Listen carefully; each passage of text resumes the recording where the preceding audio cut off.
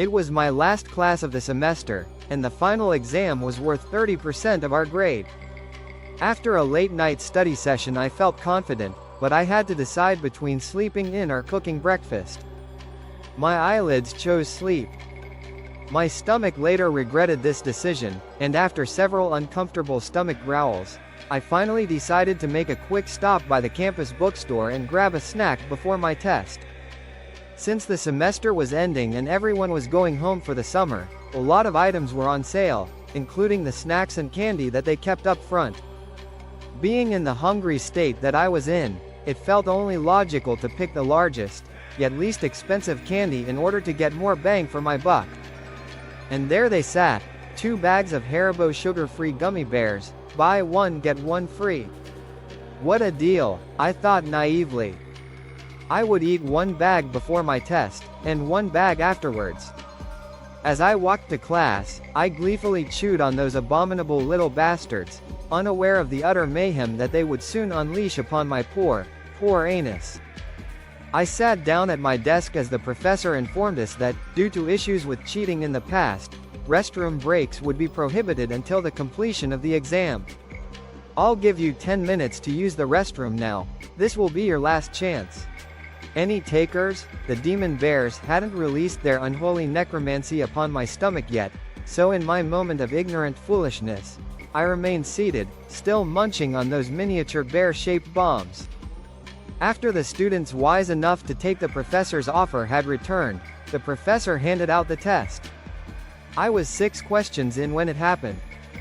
It started subtly at first, almost like a slight tingly sensation in my lower abdomen.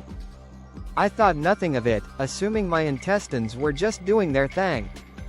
Little did I know that my intestines were trying desperately to warn me of the horror that was on the horizon.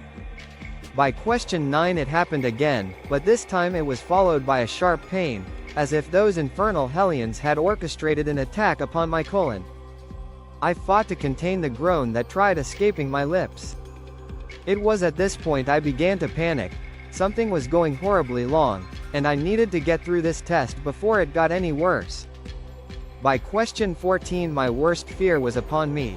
The Satan bear's burning, hot, liquidy dark magic crashed against my anal sphincter like a tidal wave. I was able to close the hatch just in time, but those relentless, toxic bears beat against it like orcs breaking down the doors of Helm's Deep. I knew I wouldn't be able to so much as shift in my seat without risking a breach. I kept fighting through my exam, clenching my cheeks with all my might. Beads of sweat began rolling down my neck. Suddenly, a loud, gurgling war cry came from my belly, and the entire class lifted their heads. At this point, nothing mattered except expelling this ungodly presence from my bowels. With 15 questions left, I promptly wrote C for every answer and ran out of the classroom. My professor yelled something, but I was too preoccupied with the volcanic eruption that needed to take place before I could find sweet relief. I burst into the restroom like the Kool-Aid man and, behold, the handicap stall was empty. Sun rays from the adjacent window shone upon it, as if it were a gift from God himself. It took me less than 0.5 seconds to undo my belt buckle, pull down my pants, and finally relax my weary buttocks upon the toilet seat. It took absolutely no effort to expel this demon.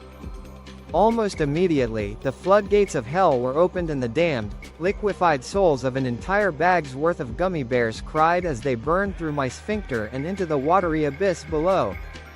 I had never felt such simultaneous relief and anguish in my life. After 30 more minutes of this, I immediately went home, dug a hole in my backyard, and burned the remaining bag of gummy bears. I leave with this: do not, I repeat, do not eat these spawns of Satan.